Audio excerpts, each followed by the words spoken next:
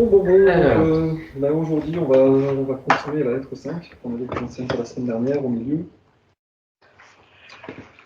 Donc la semaine dernière, voilà, on avait passé le passage où il parle des cellules qui font du travail magnifique pour faire toutes les créatures vivantes qu'on voit, les plantes, les peaux de crocodile, les ailes de papillons. Donc il demandait de créer une association pour lancer ce défi à la science. Où apparaît la conscience à quel moment apparaît la conscience dans la création? Pour dire que finalement, la cellule est consciente, sa membrane en fait est aussi consciente, parce qu'elle a une activité déterministe, intentionnelle. Et donc, par induction, toutes les parties sont conscientes, les molécules, les particules, et même l'énergie électromagnétique est consciente au final. Et donc, d'où vient l'électromagnétisme? Eh bien, il vient de la conscience universelle, quelque chose qu'on ne peut pas sonder scientifiquement et matériellement.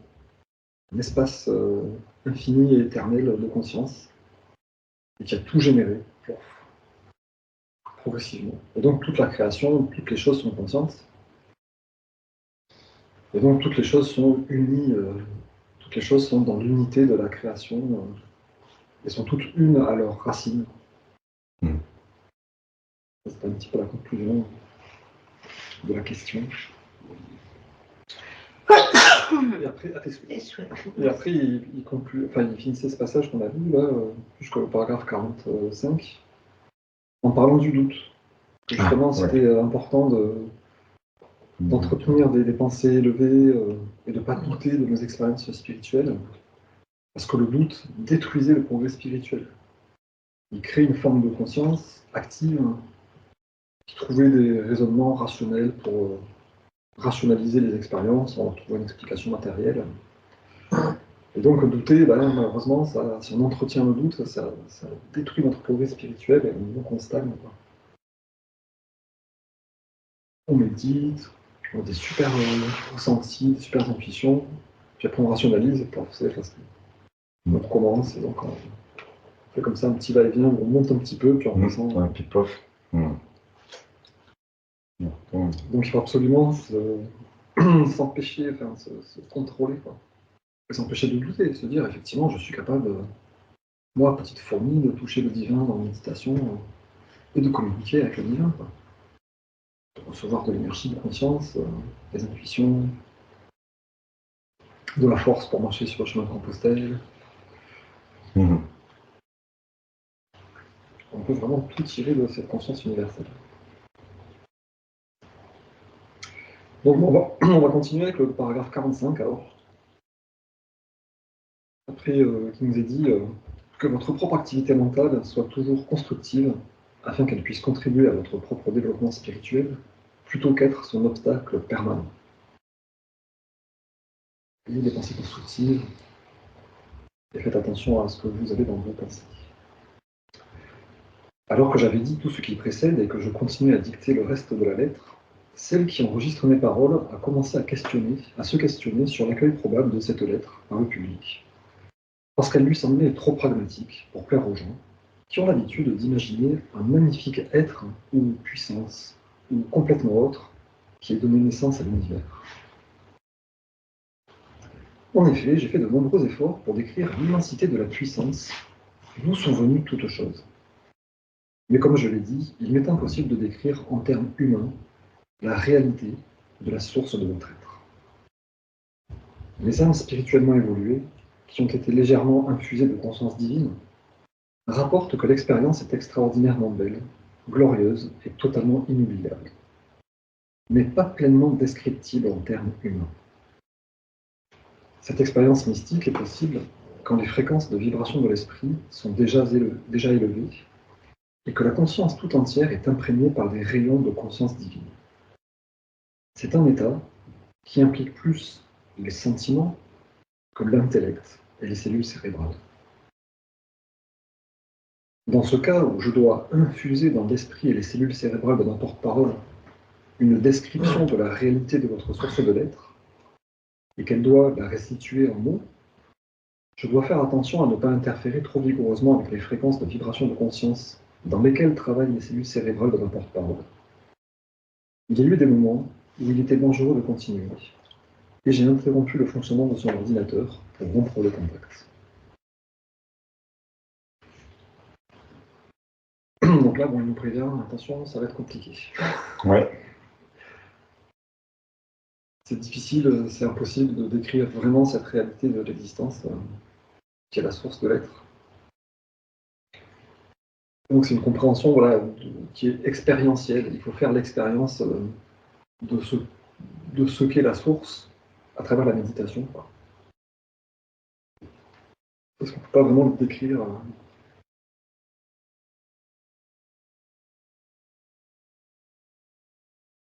Donc ensuite, voilà, il parle un peu de cette énergie de conscience avec des fréquences élevées dans lesquelles fonctionne la matière pour pouvoir se relier à cette conscience divine.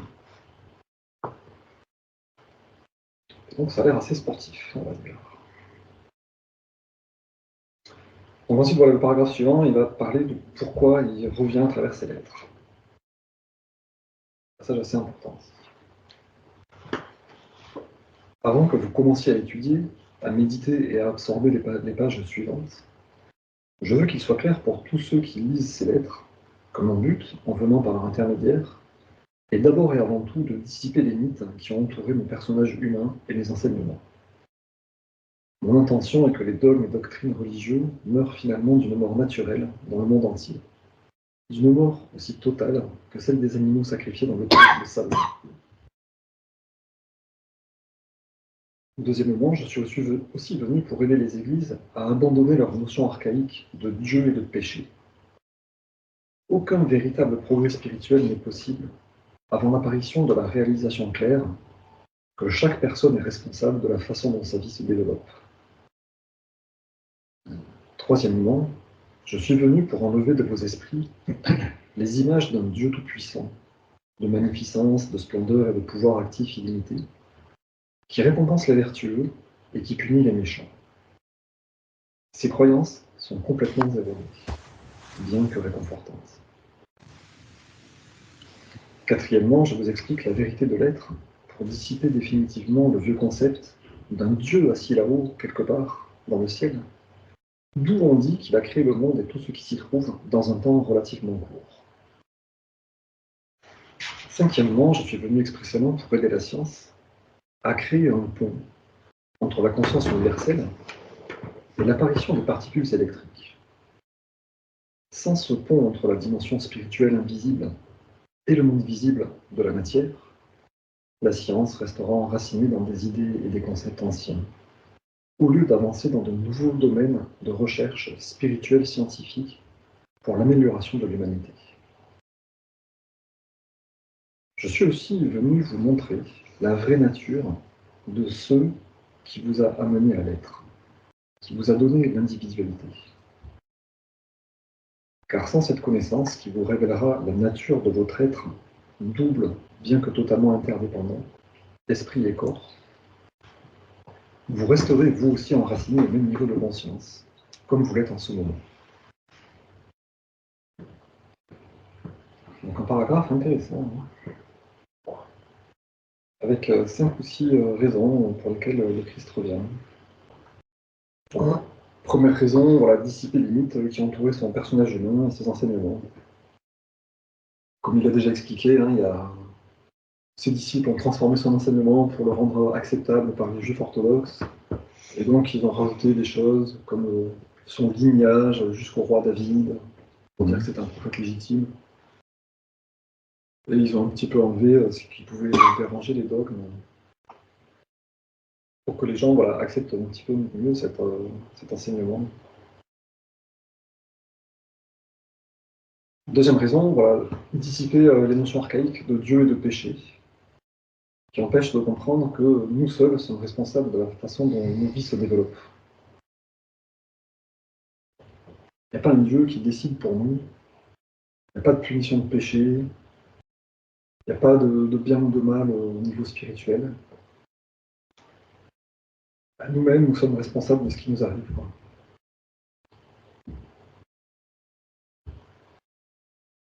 Ça aussi, c'est un peu C'est un peu capital.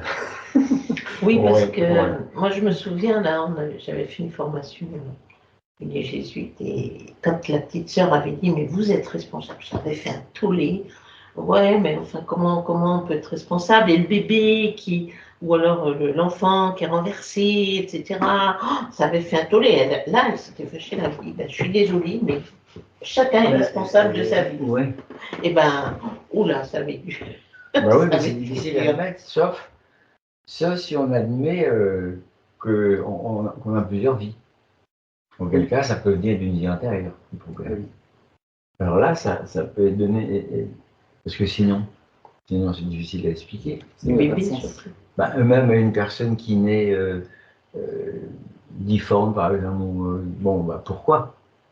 Sauf si, justement, c'est la conséquence du bien. Alors là, enfin, pour moi, c'est comme ça que je vois Ça l'explication. explique, oui, ça explique Ah oui. pourquoi il y a tellement de différences entre les êtres. Oui, Bah parfois aussi, ça peut être la femme justement qui a pris des médicaments, etc. C'est vrai. Mais sur le moment, quand tu... Mais il y a un choix, toi. Et pourquoi est-ce qu'il y en a qui vivent dans des comment dire, des zones épouvantables, et puis d'autres qui naissent dans des quartiers chics et tout, dans tout, la belle vie, etc. Pourquoi? Donc voilà, tout ça, c'est difficile à expliquer. Mais il y a toujours une raison. Hein. C'est ça qui est. Et ben Il y a voilà, toujours et une raison. c'est là la raison, à mon avis, qu'on ne peut pas... elle est là, quoi. C'est que si à partir du moment où on est tous responsables de sa vie, c'est que, bon, il y a des trucs il faut évoluer, et d'une vie à l'autre, en fait. Enfin voilà, je sais pas. Il y a quelqu'un qui disait vous n'obtiendrez pas toujours ce que vous voulez, mais toujours ce que vous aurez provoqué. Oui, C'est un peu mais ça revient un peu au même, oui. Oui. Donc c'est pas voilà, Pas tout à fait, hein. Non, c'est pas toujours ce qu'on veut, ce Eh qu'on oui, c'est souhaite, ça. avec le désir un peu superficiel, mais par contre c'est toujours ce qu'on a provoqué réellement. Voilà, on sème on récolte ce que l'on sème. Ouais, ça revient. Voilà, ça. Notre façon de On sème dire. des choses, qu'on le veuille ou non, Mm. et on va les récolter, qu'on le veuille ou non. Voilà. Donc c'est pas très populaire, c'est pas très. Ben non, On n'aime pas trop entendre ça. Ah non. Les gens, ils ont vraiment beaucoup Non, de mais mal. les gens, Ça responsabilise énormément. ils veulent pas, Donc ça voilà, ça c'était la deuxième raison. Il n'y a pas de Dieu ni de péché. Vous êtes responsable de la façon dont se développent vos vies. Troisième raison, on fait de nos esprits l'image d'un Dieu tout-puissant qui récompense les vertueux et qui punit les méchants. Ça aussi, dans la religion, c'est vraiment quand on lit l'Ancien Testament ou, Oui, ancien. ou la Bible ou comment ça s'appelle la Genèse en particulier, mais même le Coran, il y a toujours cette notion de punition divine. Et de attention, soyez gentils, sinon Dieu va vous punir et vous massacrer. Et apparemment, c'est pas vrai. Parce qu'effectivement, s'il y avait un Dieu qui contrôlait le bien et le mal depuis un point de vue privilégié, il n'y aurait pas autant de chaos dans le monde. Quoi. Ben voilà. Il n'y aurait pas d'injustice, il n'y aurait pas de méchants qui courent en liberté. C'est pour ça qu'il y en a qui disent Dieu n'existe pas, parce que sinon il n'y aurait pas tout ce mal dans le monde. Oui, mais ils oublient la liberté. C'est un des arguments de ceux qui ne veulent pas admettre Mais ce Dieu-là n'existe pas. Quoi. Ils ont raison. Quoi. Ce Dieu-là, le Dieu de l'Ancien Testament qui récompense et qui punit, n'existe pas. Oui, voilà. Ouais.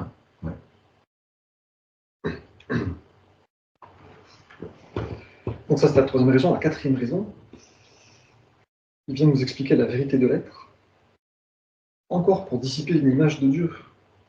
Un Dieu assis là-haut, qui a tout créé en un temps très très court. Et qui, quelque part, après, s'est retiré de la création. Vous voyez, il y a trois raisons qui concernent Dieu. Là. La deuxième raison, c'est qu'il n'y a pas de Dieu et de péché qui dirigent votre vie. Vous-même déterminez les conséquences de votre vie. La troisième raison, il n'y a pas de Dieu qui contrôle le bien et le mal et qui récompense les gentils et les méchants. Mm. Quatrième raison, il n'y a pas de Dieu qui a tout créé à un moment donné et qui s'est barré. En gros.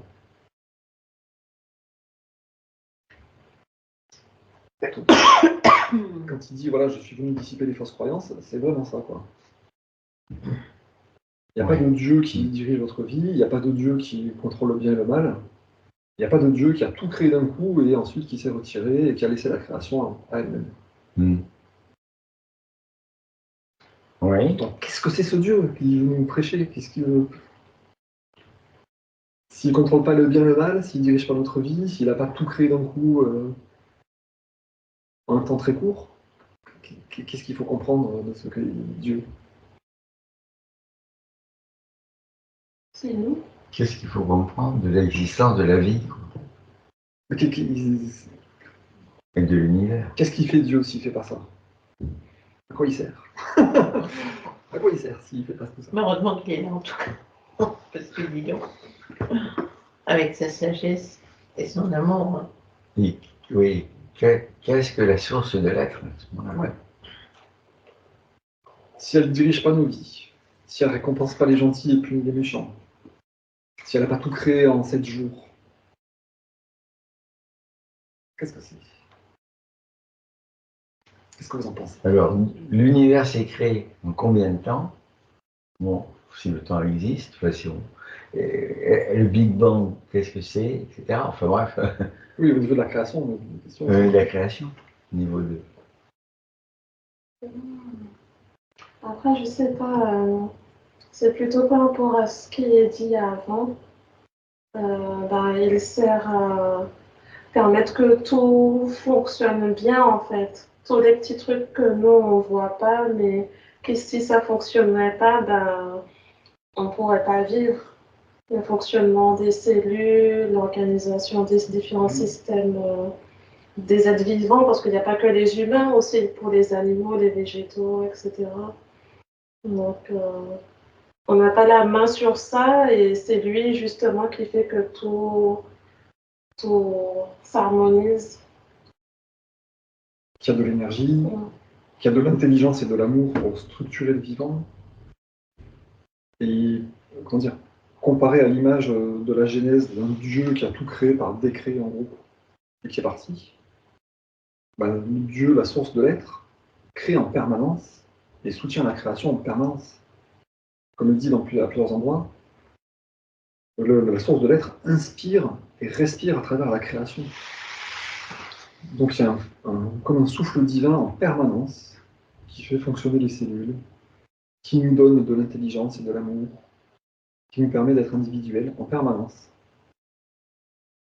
Il nous donne des moyens d'existence et de l'énergie pour fonctionner, des champs morphogénétiques pour que notre corps reste en bonne forme et qu'il se renouvelle. Donc c'est pas un Dieu qui a créé de loin, comme il le dit à d'autres endroits. C'est un Dieu qui est partout présent et qui crée en permanence et qui soutient la création en permanence, qui satisfait ses besoins, parce qu'il crée au niveau matériel, fait fonctionner les cellules, tout ça, mais il y a aussi, il prend soin de sa création et il satisfait ses besoins. Vous vous rappelez dans la lettre 1, quand il parle des caractéristiques de Dieu, il y a le travail, l'activité, la satisfaction des besoins, la protection, la guérison. Donc c'est des activités abstraites, non matérielles, qui ont des effets matériels. On va bien digérer, on va cicatriser, on va se protéger contre les virus qui n'existent pas, peut-être.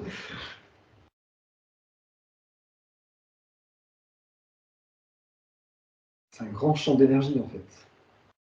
D'énergie consciente, intelligente. Un champ d'énergie de conscience. C'est pas quelque chose d'individuel, Dieu. Tout dans la création est individuel. Hein.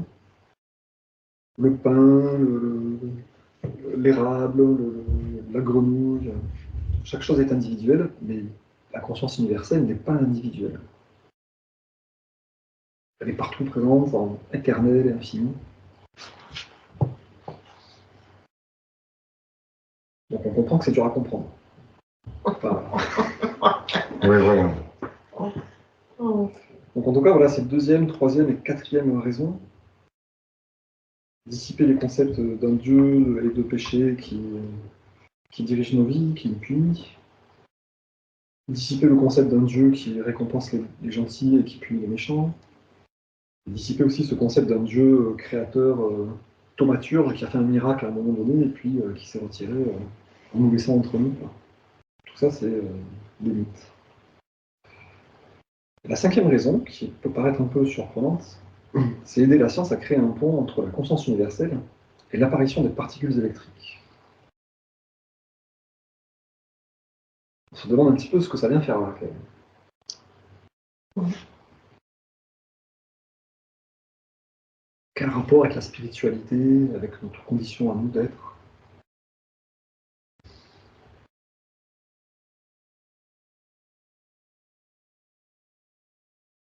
Pourquoi il veut nous parler des particules électriques et nous faire un cours de science?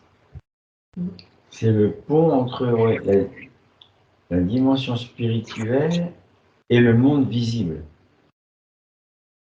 Oui. Pourquoi il tient tellement à nous enseigner ce truc-là, quoi?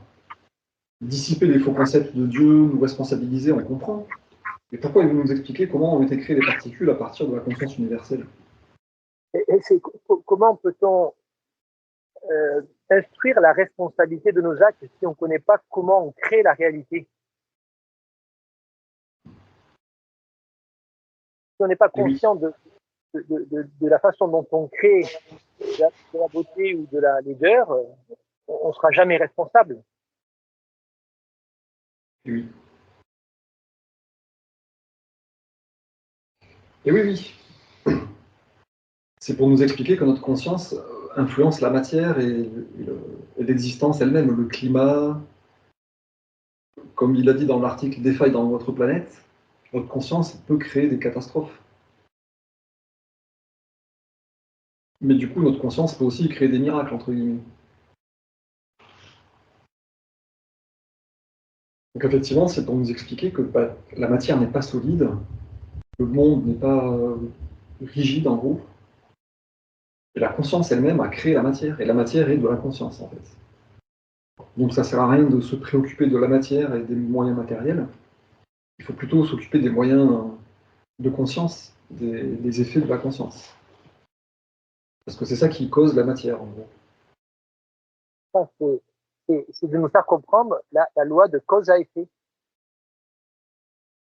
C'est ce que tu viens de dire.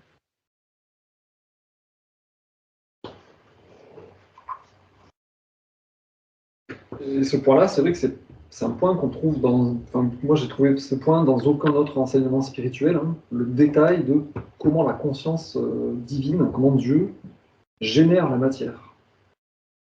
Donc ça peut paraître un peu pointilleux ou un peu inutile, mais au contraire, ça nous montre que non, tout est de la matière, quoi. Il y a pas de... Tout est de la conscience, je veux dire. Il n'y a pas de contrôle du bien et du mal d'en haut par un super être matériel, mais tout est généré par un influx de conscience aimante et intelligente. Et tout existe grâce à cette intelligence divine et cet amour divin. Et nous, nos pensées influencent ces choses créées matériellement, en fait. Et on peut même se relier consciemment à cette tasse de café, à un objet quelconque à la table. Donc encore une fois, comme tu dis, nous responsabiliser en nous disant toutes nos pensées contraires à l'amour divin apportent de la destruction, finalement. Et de la destruction matérielle, quoi.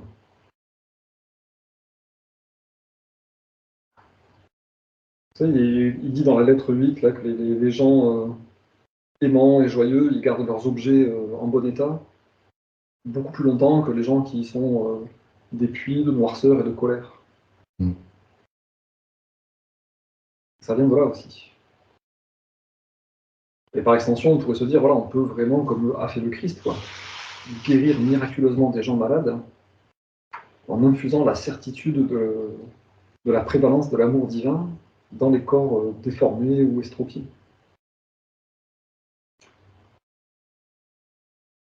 Avec une foi suffisamment forte, on pourrait tous faire ça, en fait.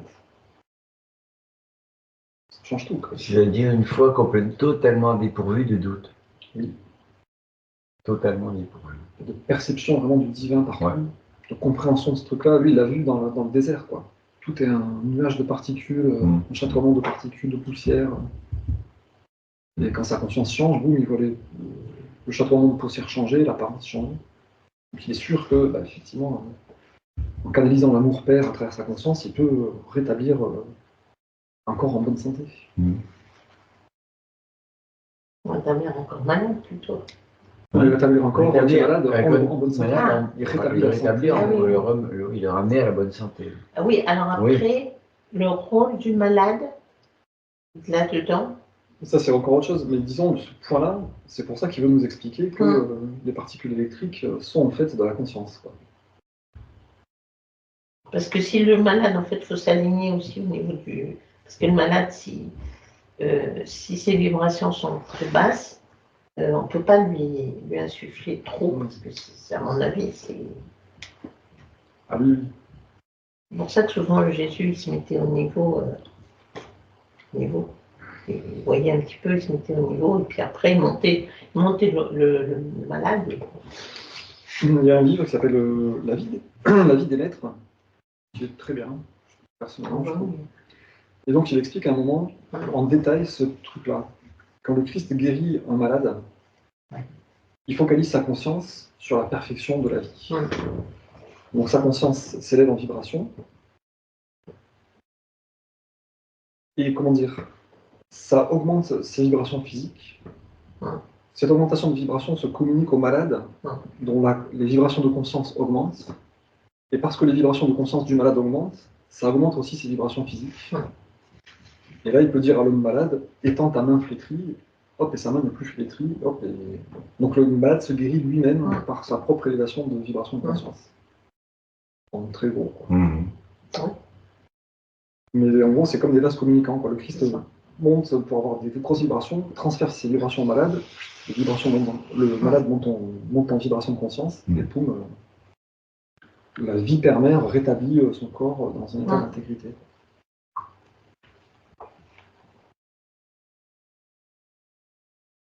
Là, voilà, on voit que c'est utile de comprendre pourquoi la conscience universelle a généré les particules électriques directement. C'est qu'on se dit que c'est avec la conscience qu'on va guérir cette plaie, et c'est pas avec des substances chimiques, des objets. Quoi. C'est avec de la conscience qu'on peut vraiment guérir. Et après, tout le reste, hein, faire des super poteries, faire des super trucs, je sais pas, bricoler, réparer sa voiture, avec de la conscience divine plutôt que des clés à molette. Oui, avec la conscience, on passe de l'invisible à la matière. Oui. Mais il faut une dose de conscience énorme. Voilà, il faut potasser ses lettres, méditer, et être illuminé progressivement. Hein.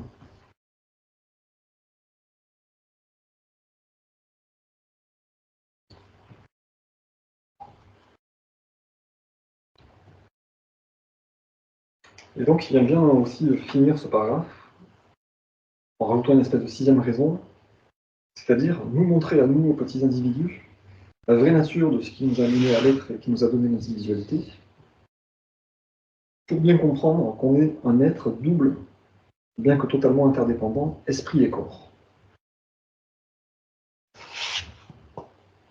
C'est-à-dire, nous sommes un esprit et nous possédons un corps que nous habitons. Il y a une totale interdépendance entre ces deux éléments. L'esprit influence la santé du corps, hein, comme il va le décrire dans la lettre 7, par le biais des champs électromagnétiques de conscience qui se transmettent aux cellules et qui influencent la santé des cellules. Mais le corps aussi, par le biais de l'ego physique, influence la conscience. Et il lui dit qu'il a froid, qu'il a faim, qu'il faut se défendre. Et donc la conscience est un peu, enfin l'esprit est un peu ballotté comme ça entre les deux corps. Entre d'un côté son âme et de l'autre côté son corps.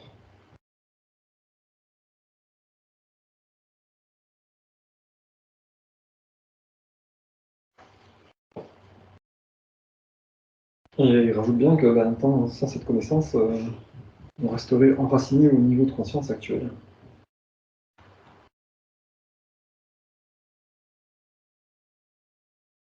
Donc il met bien l'accent sur le fait que c'est vraiment primordial en fait, de comprendre ces choses-là, de la matière et en fait de la conscience. Nous sommes un être double qui existons sur deux plans, qui pouvons exister sur deux plans différents. C'est vraiment ça qui va nous aider à progresser spirituellement, et c'est pas voilà, d'aller à l'église, de chanter des chansons, de faire la liturgie physique, ni mettre des fleurs de vie, enfin, ni faire des choses physiquement. Alors après, il dit que une phrase, rien ne vient jamais de rien.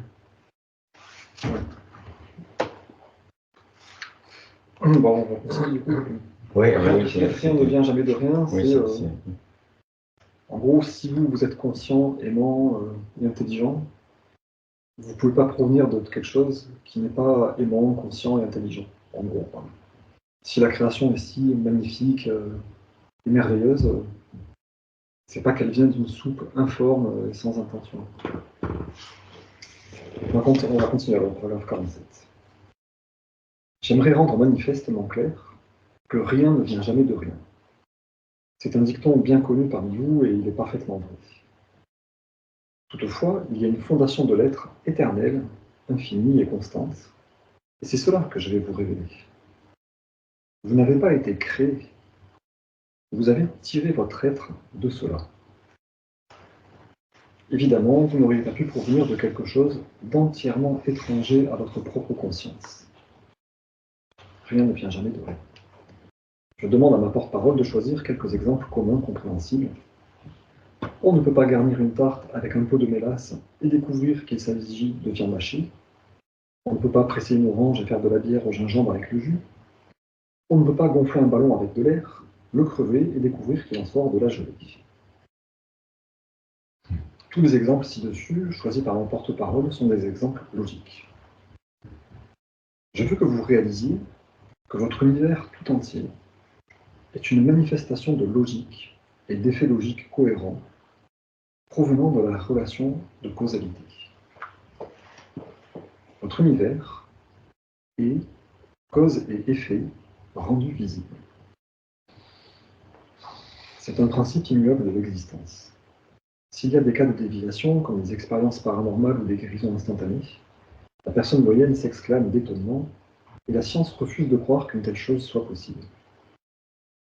Au fur et à mesure que mon explication s'approfondira, vous comprendrez finalement comment de telles déviations se produisent, logiquement et efficacement. En d'autres termes, ces déviations se produisent conformément aux lois spirituelles naturelles. Et elles servent toujours un but nécessaire. Il n'y a nulle part le moindre manque d'intelligence dans la création, même dans la fourmi ou le moucheron, à moins que l'esprit de l'entité soit né déficient ou ait été endommagé.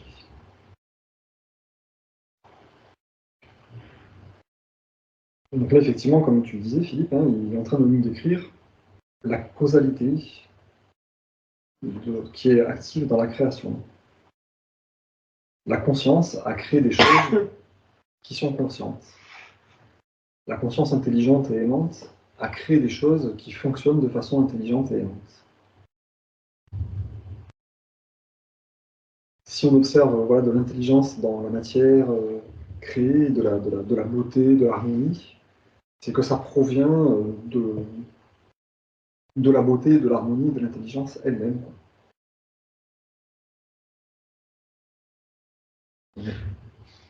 Oui, pour en revenir à cette phrase, alors rien ne vient jamais de rien. Je n'ai pas trop à comprendre ce que ça veut dire. Bah, en gros, si je possède une conscience intelligente et aimante, elle ne peut pas venir d'autre chose qu'une conscience intelligente et aimante, sûrement beaucoup plus étendue. De la conscience universelle. De la conscience universelle. Si je possède de l'intelligence, c'est pas possible que ça vienne juste de molécules inertes, en gros, qui n'ont pas d'intelligence. Oui, voilà. On ne peut pas gonfler un ballon avec de l'air et faire sortir de la gelée à la fraise. On a mis de l'air dedans, ça ne peut pas créer de la gelée à la fraise, en fait. Il peut sortir que de l'air. Ouais. Donc nous, là, on voit de la gelée à la fraise. En gros, on voit de l'intelligence et de l'amour dans la création. Bah donc, c'est que ça vient de la gelée à la fraise à la base, quoi. Mm. L'amour et l'intelligence sont à la base de la création qui manifeste de l'intelligence et de l'amour. C'est pas plus clair. Rien ne vient jamais de rien, c'est-à-dire quelque chose provient de son semblable en fait. Le semblable engendre le semblable. Oui, voilà. Oui. Mm. On pourrait dire que dans le domaine de la science, c'est le fractal, c'est ça? C'est qu'il y a un côté effet miroir. Oui. C'est ça le fractal, non? Hum. Ouais, le fractal, c'est compliqué, hein. C'est une formule toute simple qui engendre de la complexité énormément, en fait. Et qui avec des formes qui se répètent, en gros. Je sais pas, une autre image à donner. Mais c'est un petit peu ça, effectivement. Quand vous considérez un chou-fleur ou un chou romanesco plutôt, la forme du chou romanesco, bah, ça fait une spirale. Vous voyez ce que c'est, hein, ça fait une grosse spirale. Et chaque petit élément est une petite spirale qui répète encore des toutes petites spirales à l'intérieur. Donc la toute petite, nous on est la toute petite spirale, bah, elle vient d'un objet qui a une grosse spirale magnifique, parfaitement formée. C'est un petit peu ça, quoi. On ne peut pas avoir une patate et d'un coup une spirale super formée, quoi. Si c'est une patate, bah, ça reste une patate, quoi. Donc rien ne vient jamais de rien, c'est pour nous encourager à ça, de nous dire, bah, il y a vraiment un super esprit, super intelligent, beaucoup plus élaboré que mon petit esprit à moi, même si j'en suis très fier, en gros, qui a tout créé, quoi. C'est pas du mécano, c'est pas de l'agrégation d'objets qui ont fait que d'un coup il y a de l'intelligence qui est apparue, quoi. Oui, excuse-moi, il y a quelque chose que je ne comprends pas là. Au verset 48, il dit je veux que vous réalisiez que votre univers tout entier est une manifestation logique et d'effets logiques cohérents provenant de la relation de causalité.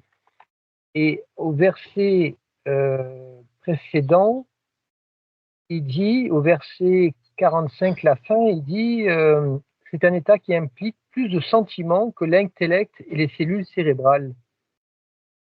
Pour moi, il y a une antinomie là. Entre les sentiments et la logique, c'est ça? C'est ça, exactement. Donc quand il parle de sentiments, il parle de comprendre ce qu'est la source. De le ressentir. Voilà, il dit en gros, comment dire, l'expérience mystique qui consiste à percevoir Dieu, la perception de Dieu n'est pas intellectuelle. Enfin, elle n'est pas autant intellectuelle que émotionnelle ou sentimentale, on va dire. C'est du ressenti, c'est du vécu. Oui, mais quand il parle au verset 48 à la fin en disant que la manifestation est logique, d'effets logiques cohérents provenant de la relation de causalité. Donc ça fait intervenir la logique. Oui. Donc à la fin du paragraphe, ce ne sont pas des versets, hein, ce sont des paragraphes qu'on a dans les lettres. Hein. D'accord. Les versets, ça fait verset satanique un peu du Coran. Le paragraphe 45, il parle de percevoir Dieu. Donc ça, c'est une première chose. On perçoit Dieu avec ses émotions et ses sentiments, plus qu'avec son intellect. Ça, c'est un premier point. Le deuxième point concerne la création elle-même, oui. qui, elle, est faite avec logique et causalité. Oui, en fait, la dimension verticale, la relation avec la conscience, c'est de l'ordre du sentiment, alors que la dimension horizontale humaine, incarnée, c'est du domaine de l'intellect. On peut le synthétiser comme ça? C'est deux choses différentes. D'accord. On perçoit Dieu avec nos sentiments, mais l'univers lui-même est créé. C'est deux choses complètement différentes, quoi. Le premier, c'est la démarche de percevoir Dieu. C'est pas en discutant pendant des heures avec des philosophes intelligents qu'on va percevoir Dieu, en fait. Mm. C'est en méditant avec un élan d'amour puissant vers le Créateur et qu'on va percevoir des choses non intellectuelles, enfin non purement intellectuelles, on va dire. Et le deuxième truc, c'est expliquer comment la conscience universelle a créé le vivant et a créé la création. Elle l'a fait par moyen de causalité, avec des outils électromagnétiques, avec des causes et des effets. Donc la causalité, voilà, c'est un principe immuable de l'existence. Comme il dit à un autre endroit, on ne peut pas avoir la cause sans avoir les effets. On ne peut pas avoir les effets sans cause. Et c'est pour ça qu'à la fin, il parle, enfin à la fin de ce paragraphe 48, hein, il parle de guérison miraculeuse, hein, enfin des déviations qu'on peut constater dans la création matérielle. Type guérison miraculeuse, on va se dire, oulala, c'est impossible si on croit que tout est matériel. Parce qu'il n'y a pas de cause matérielle évidente. Par contre, quand on a la compréhension spirituelle que tout est de la conscience universelle rendue visible, on comprend qu'il y a une cause et un effet directement. Le Christ focalise sur l'amour divin, sur la guérison et sur l'intégrité physique. C'est une cause. Et l'effet, ça va être la guérison de la maladie, du malade. Et donc, ça devient logique et normal. Comme il dit bien, hein, ces déviations se produisent conformément aux lois spirituelles naturelles.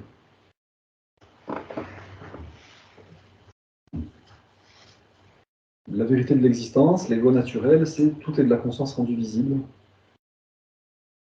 Intelligence et amour rendus visibles, actifs dans la matière. Quoi. Donc c'est vrai que c'est un petit peu, enfin c'est vraiment différent de ce qu'on a l'habitude d'entendre, hein, et même de percevoir. Malheureusement, on ne perçoit que la matière directement. Donc on n'a pas l'impression que nos pensées soient très utiles à changer notre vie physique. Quoi.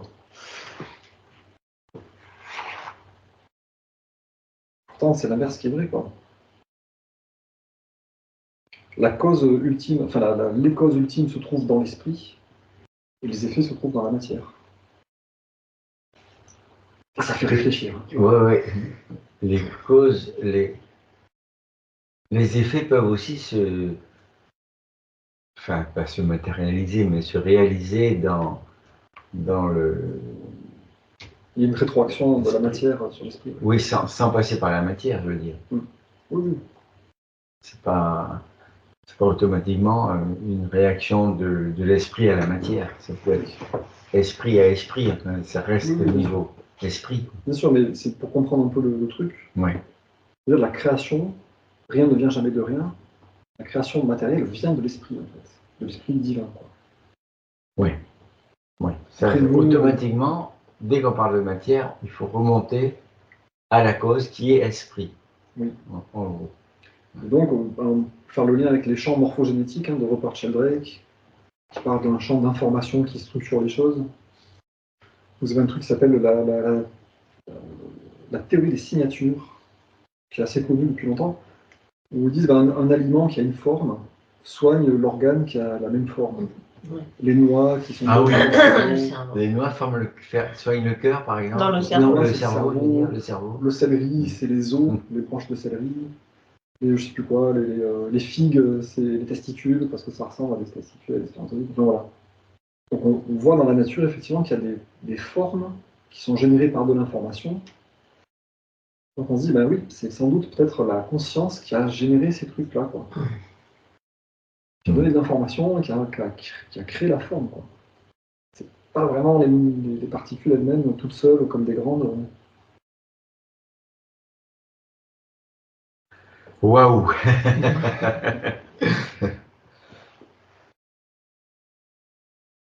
C'est vraiment compliqué, hein. C'est vrai que c'est compliqué. Il nous a dit au début, attention, vous n'allez pas tout comprendre avec votre intellect, essayez de comprendre au-delà des mots ce qui va se passer, quoi.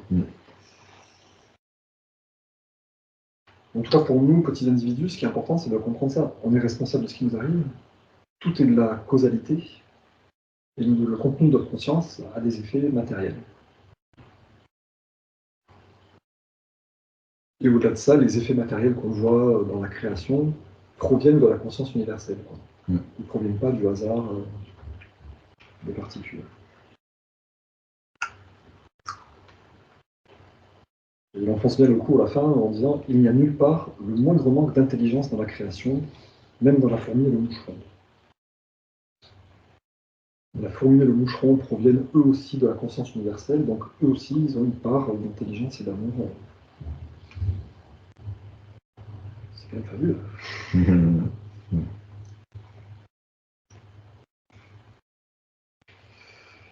Donc préparez-vous, cramponnez-vous à vos égos qui vont prendre un petit coup dans la tête. On va continuer avec le paragraphe 49. qui va donner de l'utilité aux chercheurs spirituels. C'est donc clair.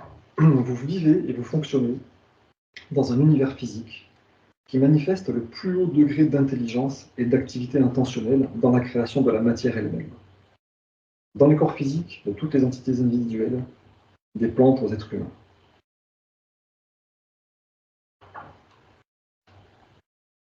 Vous vivez, vous fonctionnez dans un univers physique qui manifeste le plus haut degré d'intelligence et d'activité intentionnelle dans la création de la matière elle-même. Malheureusement, ce degré élevé d'intelligence et de but attentionné est seulement minimal dans la conscience manifestée par les entités créées elles-mêmes, des plantes aux êtres humains.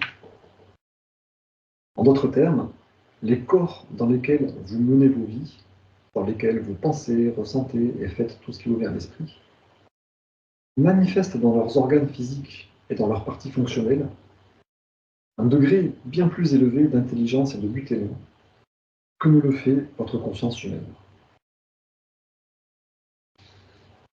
Les intérêts humains se résument principalement aux problèmes de survie personnelle, quotidienne, à se réjouir des plaisirs de la vie, à la satisfaction physique et émotionnelle. Donc ça m'est quand même une grande claque. J'étais vexé quand j'ai vu ça. Les parties de nos corps physiques et nos corps physiques manifestent un degré bien plus élevé d'intelligence et de but aimant que ma propre conscience humaine.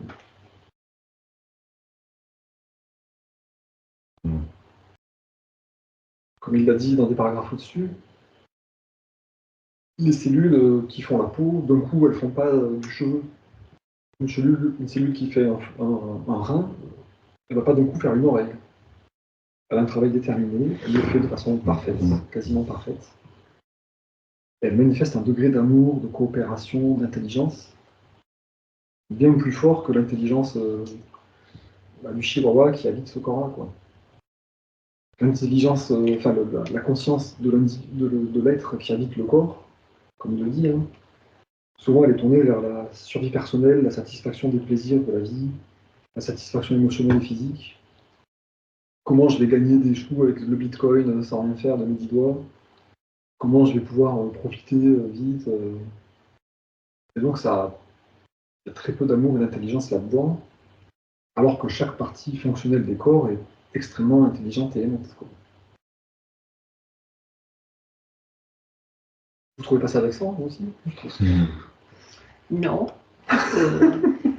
Non, ça veut dire que on a un véhicule qui est parfait, entre guillemets, qui nous permet plein de choses,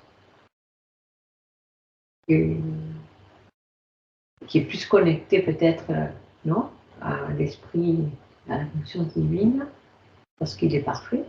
Mais malheureusement, nous ne rendons pas compte, ou je ne sais pas, ou notre esprit est déconnecté quelque part de cette conscience divine. Mais si on s'est unifié avec la conscience divine, ben, tout va être parfait en fait. Donc ça dépend de l'esprit comment on dit, la mente, Le mental. le mental. Donc c'est... Il y avait une phrase, mais je ne me rappelle plus. Bon, je vais trouver. Mais effectivement, c'est ça, notre corps nos cellules sont bien plus connectées à Dieu que notre propre conscience humaine. Donc effectivement, quand on reconnectera notre conscience à Dieu, nous aussi on pourra manifester un haut degré d'intelligence et d'amour, de but aimant, comme on dit. Mais en fait, eux, ils ont l'avantage de ne pas avoir l'ego. Alors, C'est surtout ça, non? Qui les connecte plus que nous. apparemment, toute chose créée a un ego. Ah bon? Oui. Les cellules aussi? Même un proton, même un électron. Ok, Il explique qu'en fait, l'ego, c'est le mécanisme qui permet d'être un individu. d'accord. Bon, bah tant pis alors. Ils sont plus intelligents. mais par contre, comment dire, les cellules ont un ego, mais elles ne sont pas dominées par leur ego. Oui, mais comment elles font justement? Eh ben, elles n'ont pas Nous, on est des trucs très compliqués. On a une histoire, on a une culture, on a fait de la guerre, on a fait plein de trucs, on a développé plein de croyances, des sociétés, des coutumes, des traditions. Les cellules, elles sont restées dans le royaume de Dieu, quoi. Voilà. Ok. Axé sur là-haut. Enfin, là-haut. Des fois, il y a des cellules cancéreuses, des fois, il y a des erreurs dans la réplication de l'ADN. Donc, des fois, peut-être, elles sont un peu soumises à leur ego, peut-être. Ou elles sont trop réceptives à notre propre ego, hein, comme il dit dans la lettre 7, vos rayonnements de conscience influencent vos cellules et vous rendent malades.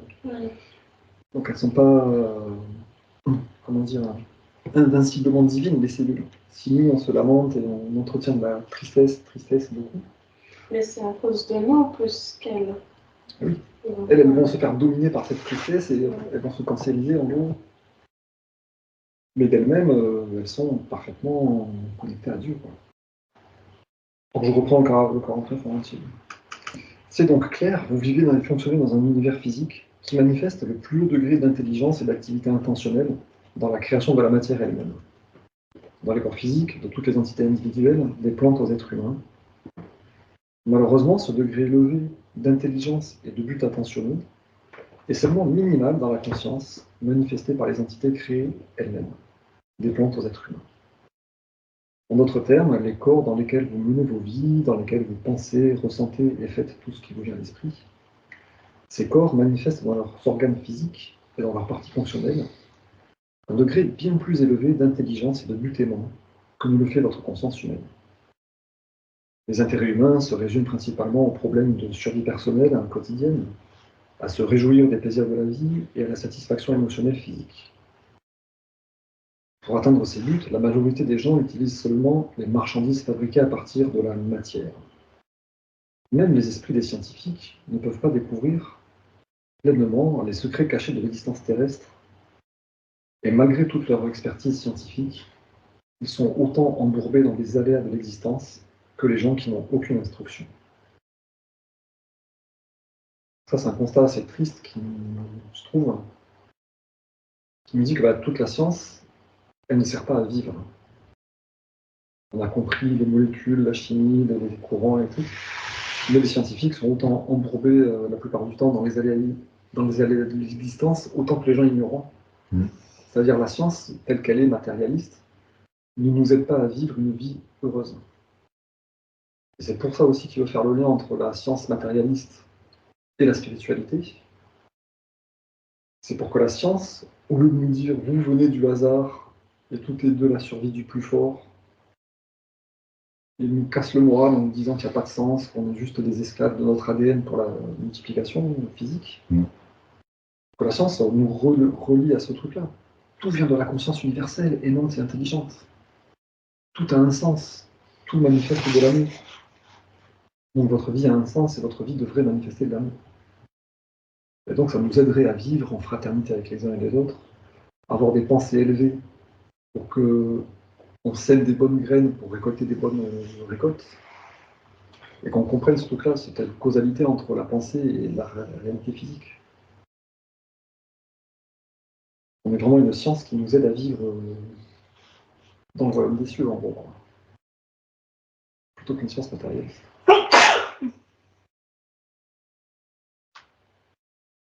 Donc voilà, malheureusement, les gens cherchent à se satisfaire avec des marchandises fabriquées. Les scientifiques ne nous aident pas à vivre une existence heureuse. Et on ferait mieux de se tourner vers la conscience divine pour trouver de la satisfaction. Donc, je continue sur le paragraphe suivant. Par conséquent, la conclusion logique est que ce à partir de quoi vous avez tiré votre être physique est une immensité. Non seulement en taille, mais une immensité de force de volonté. La volonté d'expression de soi et de créativité. Visualisez pendant un instant la taille de l'univers matériel, le Soleil et sa chaleur, la Lune, la planète Terre et le système solaire, les galaxies d'étoiles. Et le fait que toute cette matière visible est totalement interdépendante. Et aussi dépendante du mouvement des corps planétaires et sujette aux lois universelles de fonctionnement et de mouvement constant. Ce vaste univers à ses origines dans, et a été tirée de la fondation de votre être. Et la totalité de la force énergie de vie de l'univers a été tirée de cette même fondation de l'être. Donc à la fois la forme et la matière, et aussi l'énergie qui fait fonctionner, ont été tirées de la fondation de l'être.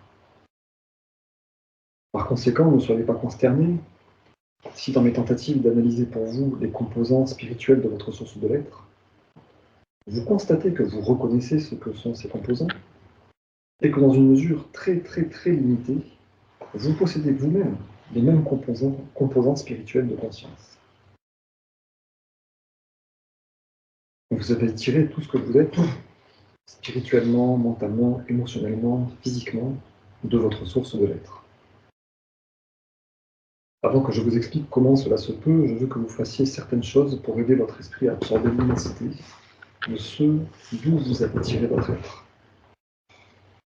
Après avoir lu les pages suivantes jusqu'à la fin de la lettre, reprenez chaque paragraphe individuellement, en méditation et en visualisation, car ce n'est que de cette façon que les mots commenceront à croître en réalisation et à revêtir la réalité spirituelle de leur véritable signification. C'est un conseil pour nous aider à comprendre. Reprenez chaque chose, méditez-la, laissez-vous inspirer. Et tout doucement, vous allez comprendre ce que je essaie de nous dire.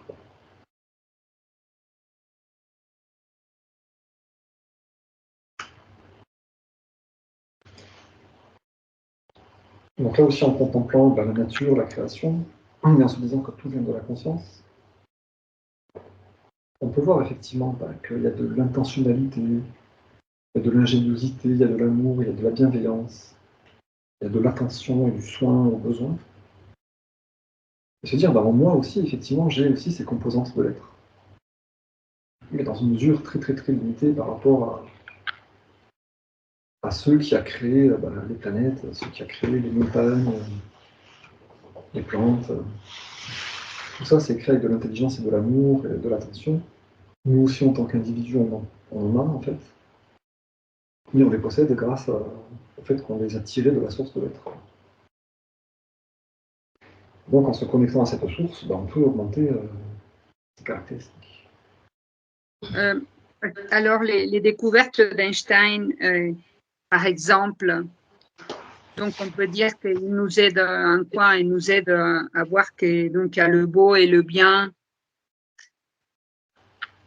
Il a créé le beau et le bien, enfin, parce que pour moi, en ce moment, j'ai entouré des scientifiques très matérialistes et qui apprécient beaucoup l'œuvre d'Einstein, par exemple. Et donc, comment expliquer que ça peut nous aider à voir qu'il y a cette force, qu'il y a cette source invisible. J'ai pas les, enfin, je m'efforce pas non plus énormément à expliquer, mais j'essaye. Tous ces scientifiques, ils regardent comment ça a été, ils cherchent à comprendre comment ça a été créé tout ça. Et donc ils sortent des lois, ils améliorent leurs lois pour mieux rendre compte des phénomènes observés. Et petit à petit, ils arrivent au néant. C'est-à-dire, avant Einstein, on pensait que la gravité, c'était une force. Einstein, à force d'observation, a dit non, la gravité, en fait, c'est pas une force. C'est une déformation de ce qu'on appelle l'espace-temps. Donc ça bouleverse tout, ça bouleverse toute la compréhension des choses, quoi. C'est pas une force comme un aimant qui attire quelque chose. C'est comme si le sol lui-même était penché et que donc on était attiré vers la pente, en fait. Donc malheureusement, il manque la dimension spirituelle dans la science. Les scientifiques eux-mêmes taisent beaucoup leur relation avec Dieu. Même si Einstein il a fait quelques sorties dessus, en disant un peu de science éloigne de Dieu, beaucoup de science en rapproche. En disant que Dieu ne joue pas au dé. Enfin voilà, il a eu quelques références à Dieu. Mais malheureusement, il n'y a pas ce lien entre les lois physiques et Dieu. Les lois physiques montrent beaucoup de beauté, comme disait Philippe, les fractales par exemple, ou bah, les structures galactiques. Hein, quand on voit comment est fait l'univers, comment sont réparties les galaxies, on se dit waouh, tout ça c'est quand même magnifique. Mais on cherche, enfin les scientifiques cherchent encore dans la matière des explications. On peut dire qu'il n'y a pas que du mauvais dans la recherche scientifique. Elle peut peut-être nous amener à comprendre qu'il y a toujours cette autre chose qu'on ne peut pas la trouver dans la matière. Il y a, la science, ça apporte du bon parce qu'elle montre la loi et l'ordre, l'intention, la régularité. Donc ça montre des parties de l'action divine dans la création en fait. On voit qu'il y a des lois physiques. Les choses ne partent pas dans tous les sens, n'importe comment. Ça part de façon déterminée. Quoi. Donc ça montre. C'est structuré, quoi. C'est pensé. Mais eux, ils pensent que c'est pas pensé, que ça résulte de la matière elle-même. C'est ça le truc. Et c'est ça qui manque. Et comment expliquer ça? C'est difficile. Ben, comme on a dit, hein, c'est pas, tu l'as dit, hein, c'est pas de l'intellect. Oui. C'est un ensemble de intuition. Mais... Oui, quand on est dans la spiritualité, il ne faut pas rejeter la science, mais quand on est dans la science, il ne faut pas rejeter hein, c'est vrai dans les deux sens, quoi. L'idéal, effectivement, c'est si la science et la spiritualité arrivent à se rapprocher suffisamment pour... Voilà, tout deviendra compréhensible, peut-être. Et comme disait quelqu'un, elles pourront s'épurer l'une ou l'autre. Ouais. Les parties vraies qu'il y a dans la science pourront épurer les erreurs et les mythes de la religion et de la spiritualité. Voilà. Et les vérités spirituelles pourront épurer les conceptions trop matérialistes de la science qui sont erronées. Voilà. Tout a gagné. Et on y va. Moi, je le sens. Hein. Donc on peut se réjouir, les amis. Là, on va vivre des époques historiques qui viennent. On est déjà. Mais bon, ça va être la balance.